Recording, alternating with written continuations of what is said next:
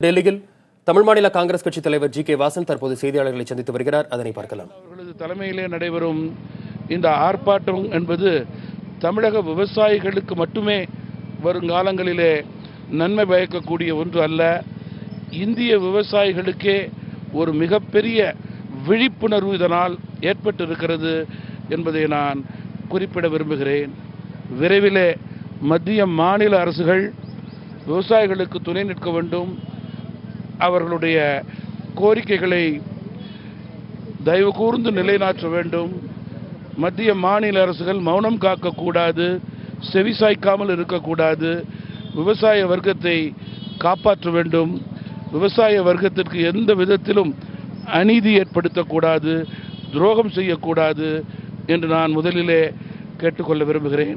தொடர்ந்து என்னுடைய அறிக்கைகளிலே கடந்த 4 நாட்களாக விவசாயிகளை பற்றி பேசும்போது ஐயாக்கன் அவர்களும் அவர்களை சார்ந்த விவசாயிகளும் தங்களுடைய உடலை வருத்தி கொண்டிருக்கிறார்கள். அவருடைய சேவை என்பது தொடர்ந்து விவசாயிகளுக்கு தேவை. எனவே தற்காலிகமாவது இந்த ஆர்ப்பாட்டத்தை, போராட்டத்தை அவர்கள் நிறுத்திக் கொள்ள வேண்டும் என்று நான் தொடர்ந்து கேட்டுக்கொண்டிருக்கிறேன். மீண்டும் அவர்களை இந்த நிலையிலே நான் அவர்களை கேட்டுக்கொள்ள விரும்புகிறேன். Let me come to the point. மிக முக்கியமாக நான் இன்றைக்கு ஒரு அறிவிப்பை வெளியிட இருக்கிறேன். விவசாயிகளுடைய நலன் கருதி அவருடைய கோரிக்கைகளை நிறைவேற்றக்கூடிய நிலை ஏற்பட வேண்டும் என்பதற்காக இன்று மாலை 7:30 மணிக்கு இந்திய ஜனாதிபதி அவர்களை நானும் ஐயாக்கண்ணு ஐயா அவர்களும் அவர்களை சார்ந்த விவசாய பிரதிநிதிகளும் சந்தித்து விவசாயிகளுடைய நியாயமான கோரிக்கைகளை அவர்களிடம் சமர்ப்பித்து மத்திய மாநில அரசுகள் ஒரு காலக்கெடுவுக்குள் விவசாயிகளுடைய வாழ்வாதாரத்திற்கு உத்தரவாதம் கொடுக்க வேண்டும் என்று கேட்டுக்கொள்ள இருக்கிறோம். நீங்களே ஒரு மத்திய அமைச்சராக இருந்திருக்கீங்க. அப்படி பார்க்கும்போது மத்திய அமைச்சராக ஒரு மத்திய அரசு என்ன செய்ய வேண்டும், மாநில அரசு என்ன செய்ய வேண்டும், 2 பேரும் சேர்ந்து என்ன செய்ய வேண்டும் என்பது உங்களுக்கு முதலிலே வறட்சி என்று அறிவித்து 1 மாதத்திற்கு மேல் விவசாயிகளை காக்க வைத்ததே ஒரு கொடுமையான செயல் என்று நான் குறிப்பிட விரும்புகிறேன். விவசாய கடன்களை மத்திய மாநில அரசுகள் ரத்து செய்யவில்லை. புதிய பயிர்க்கடன்களை அவர்களுக்கு கொடுக்க தவறுகிறது. இறந்து போன விவசாயிகளுடைய குடும்பத்தினுடைய கணக்கெடுப்பு கூட முறையாக நடைபெறவில்லை. காவிரி மேலாண்மை வாரியம், ஒழுங்காற்றுக்குழு இவைகளெல்லாம் அமைக்கப்படவில்லை. தொடர்ந்து நியாயமாக கிடைக்கக்கூடியது விவசாயிகளுக்கு கிடைக்கவில்லை என்றால் அவர்கள் வெந்து போயிருக்கின்றார்கள், வேதனையில் இருக்கின்றார்கள். மேலும் மேலும் விவசாயிகளுக்கு செய்யக்கூடிய திட்டங்களையும் அவர்களுக்கு கொடுக்கக்கூடிய நியாயமான நிதியையும் கொடுக்காமல் இருந்தால் வெந்த புண்ணிலே வேலை பாய்ச்சியது போல இருக்கிறது என்பதை நான் குறிப்பிட விரும்புகிறேன்.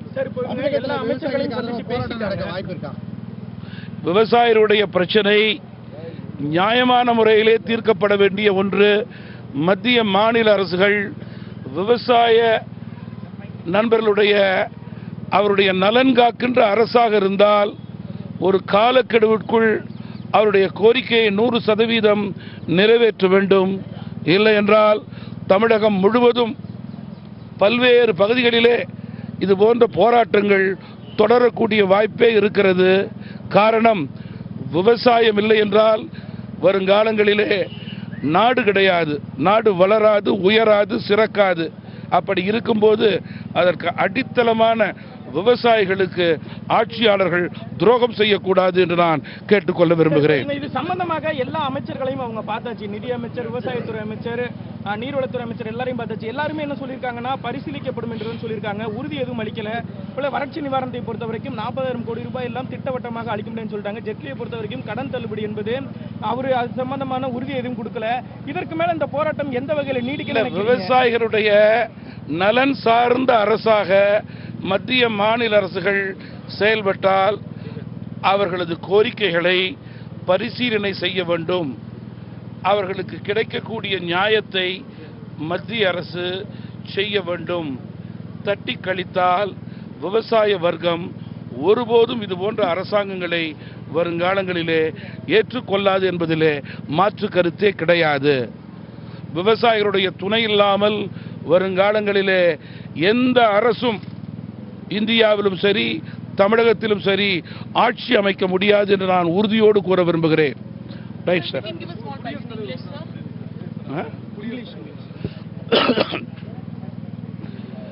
இன்று மாலை 7:30 மணிக்கு நானும்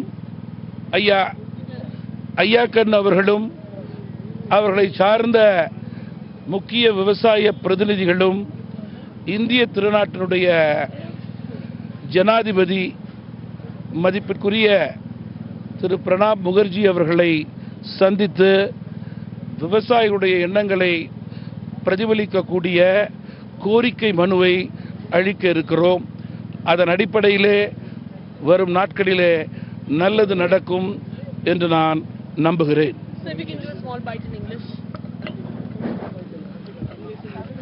இப்போது நாம் நேரலையிலே பார்த்தபடியே இன்று மாலையிலே குடியரசுத் தலைவர் பிரணாப் முகர்ஜியை தமிழக விவசாயிகள் மற்றும் விவசாயிகள் தலைவர் ஐயாக்கண்ணு ஆகியோருடன் திரு ஜி.கே. வாசன் அவர்கள் சந்திக்க இருக்கிறார். அதாவது மத்திய அரசு மாநில அரசுகள் தொடர்ந்து நடவடிக்கை எடுக்க வேண்டும் என்ற வலியுறுத்தல் தொடர்ந்து கொண்டிருக்கும் அதே நேரத்திலே சற்று முன்தான் ஜி.கே. வாசன் இந்த அறிவிப்பை வெளியிட்டார். இப்போது சிறிது நேரத்துக்கு முன்பு இங்கே வந்து விவசாயிகள் தலைவர் ஐயாக்கண்ணு அவர்களை சந்தித்து பேசி அதன் பிறகு இந்த அறிவிப்பை வெளியிட்டிருக்கிறார். ஆகவே ஒரு விவசாயிகள் குழு ஐயாக்கண்ணு தலைமையிலே ஜி.கே. வாசன் அவர்களுடன் குடியரசுத் தலைவர் பிரணாப் முகர்ஜியை இன்று மாலை 7:30 மணிக்கு சந்திக்கிறது. இதுவே தற்போதைய மிக முக்கிய செய்தியாக இருக்கிறது. இதை தவிர மத்திய அரசு மற்றும் மாநில அரசு தங்களுடைய கடமைகளை நிறைவேற்ற வேண்டும், இதற்காக போராட்டத்துக்கு தொடர்ந்து ஆதரவளிப்போம் என்றும் ஜி.கே. வாசன் உறுதியளித்திருக்கிறார். கணபதி, தமிழ் மாநில காங்கிரஸ் கட்சியின் தலைவர் ஜி.கே. வாசன் செய்தியாளர்களை சந்தித்து அவர் சொன்னதெல்லாம் நாம் பார்த்தோம். அதற்கு முன்பாக விவசாயிகளிடம் அவர் நீண்ட நேரம் உரையாடி கொண்டிருந்தார். விவசாயிகள் அவரிடம் என்னென்ன மாதிரியான கோரிக்கைகளை முன்வைத்தார்கள், அதற்கு அவருடைய பதில் என்னவாக இருந்தது? நிச்சயமாக அவர்கள் ஒன்று சொல்வது என்னவென்றால், எந்த விதமான நீர் ஆதாரமும் இல்லாமல் விவசாயம் செய்வது என்பது மிகவும் கடினமாகிவிட்டது. அத்தகைய சூழ்நிலையிலே எங்களுக்கு வேண்டிய ஆதரவு மத்திய அரசிடமிருந்தும் மாநில அரசிடமிருந்தும் வேண்டும் என்பதை அவர்கள் ஜி.கே. வாசனிடம் வலியுறுத்தி சொல்லியிருக்கிறார்கள். இதை தவிர ஏற்கனவே பயிர்கள் கருகி போனதால் ஏற்பட்ட நஷ்டத்துக்கு நஷ்டஈடு வழங்க வேண்டும், பயிர் கடன் என்பதையெல்லாம் வலியுறுத்தி வங்கிகள் விவசாயிகளை துன்புறுத்தக்கூடாது போன்ற பல்வேறு விதமான விஷயங்களை எடுத்து கூறியிருக்கிறார்கள். இதையெல்லாம் கேட்டுக்கொண்ட ஜி.கே. வாசன் இந்த விஷயங்களை எல்லாம் நாம் சென்று குடியரசுத் தலைவர் பிரணாப் முகர்ஜி முன்பாக வைக்கலாம், அவரிடம் மனு அளிக்கலாம் என்று சொல்லியிருக்கிறார். அதற்கும் ஒத்துக்கொண்டிருக்கிறார்கள். அதை ஒட்டித்தான் இப்போது இந்த அறிவிப்பு வெளியிடப்பட்டிருக்கிறது. இன்று தமிழக வேளாண் துறை அமைச்சர் இங்கே வருவார் என எதிர்பார்ப்பு இருக்கிறது. அவருடன் மக்களவையின் துணை சபாநாயகரான தம்பிதுரையும் வர இருக்கிறார் என்ற தகவல் இருக்கிறது. ஆகவே அவர்கள் எப்போது வருவார்கள் என்பதை இவர்கள் அவருடன் எதிர்பார்த்து காத்திருக்கிறார்கள். அவர்கள் ஒருவேளை மத்திய அமைச்சர்களுடன் சந்திப்புக்கான நேரத்தை குறித்து இறுதி செய்து கொண்டு வந்தால் மத்திய அமைச்சர்களை சந்தித்து அவர்களிடமும் கோரிக்கைகளை முன்வைக்கலாம் என்று இருந்தார்கள். இத்தகைய சூழ்நிலையிலே தான் ஜி.கே. வாசன் குடியரசுத் தலைவர் பிரணாப் முகர்ஜியுடன் ஒரு சந்திப்புக்காக ஏற்பாடு செய்திருக்கிறார். இன்று மாலையிலேயே விவசாயிகள் குழு பிரணாப் முகர்ஜியை சந்தித்து அவரிடம் மனு அளிக்க இருக்கிறது. ஆக போராட்டம் இப்படியாக தொடர்ந்து கொண்டிருக்கும் சூழ்நிலை ஏற்பட்டிருக்கிறது. இந்த போராட்டத்தின் முழு கவனத்தையும் மத்திய அரசு பக்கமும் மாநில அரசு பக்கமும் திருப்ப வேண்டும் என்பதே அவர்களுடைய முக்கிய கோரிக்கையாக இருக்கிறது. அதை வலியுறுத்தியே இப்போது போராட்டத்தை தொடர்ந்து கொண்டிருக்கிறார்கள்.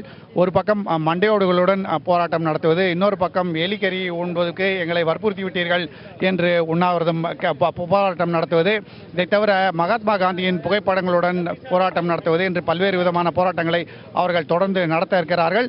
அதன் காட்சிகளை வரும் செய்தி அறிக்கைகளிலே நாம் நேரலையாக பார்க்கலாம்.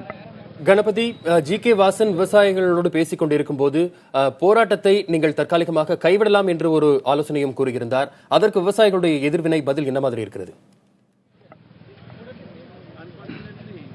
நிச்சயமாக, அதாவது கிட்டத்தட்ட 80 விவசாயிகள் ஆரம்பத்திலே இங்கே போராட்டத்தை தொடங்கியிருந்தார்கள். அதிலே கிட்டத்தட்ட 20 பேர் வரை உடல் நலம் குன்றியிருப்பதாக நமக்கு விவசாயிகள் தகவல் கொடுத்திருக்கிறார்கள். இதற்கு காரணம் என்னவென்றால், விவசாயிகள் இங்கே வந்தபோது அவர்களிடம் தங்குவதற்கு இடமோ உண்பதற்கு உணவோ எதுவும் கிடையாது. சாலை ஓரத்திலே ஒரு கூடாரம் அமைத்து தான் தங்கியிருக்கிறார்கள். ஆரம்பத்திலே அந்த கூடாரம் கூட இல்லை. உணவு இல்லை என்ற காரணத்தால் அருகில் உள்ள குருத்வாராவிலே உணவு உண்டு கொண்டிருந்தார்கள். அது வட இந்திய உணவு என்பதால் பலருக்கு அது ஒத்துக்கொள்ளவில்லை. இதன் காரணமாக வயிற்றுக் கோளாறுகள், உபாதைகள் ஏற்பட்டன. சரியான முறையிலே இங்கே மருத்துவம் செய்து கொள்ள முடியவில்லை, மொழியும் தெரியவில்லை என்கிற காரணத்தால் அவர்கள் பின்னர் 20 பேர் கிட்டத்தட்ட இங்கிருந்து கிளம்பி சென்று விட்டார்கள். வேறு விவசாயிகள் இங்கே வந்து கொண்டிருக்கிறார்கள். அப்படி இருக்கும் சூழ்நிலையிலே நீங்கள் ஏன் உங்கள் உடலை வறுத்து கொண்டு இந்த போராட்டம் நடத்த வேண்டும், தற்கொலை என்றெல்லாம் ஏன் அவ்வளவு அந்த மாதிரியான நடவடிக்கைகளை எடுக்க வேண்டும் என்று வாசன் கேட்டுக்கொண்டார். ஆனாலும் இவர்கள் உறுதியாக எங்கள் போராட்டம் தொடர வேண்டும், எங்களுக்கு கிடைக்க வேண்டிய எங்களுடைய உரிமைகள் கிடைக்கும் வரை நாங்கள் போராட்டத்தில் தொடர்ந்து ஈடுபடுவோம் என்று வலியுறுத்தி வருகிறார்கள். இந்த விஷயத்தில் நாம் நேற்றிலிருந்து தொடர் நேரலையாக இந்த தகவல்களை தொடர்ந்து நமது நேயர்களுக்கு தெரிவித்துக் கொண்டிருக்கிறோம். அப்படிப்பட்ட சூழ்நிலையில் தான் இன்றைய போராட்டமும் தற்போது தொடர்ந்து கொண்டிருக்கிறது.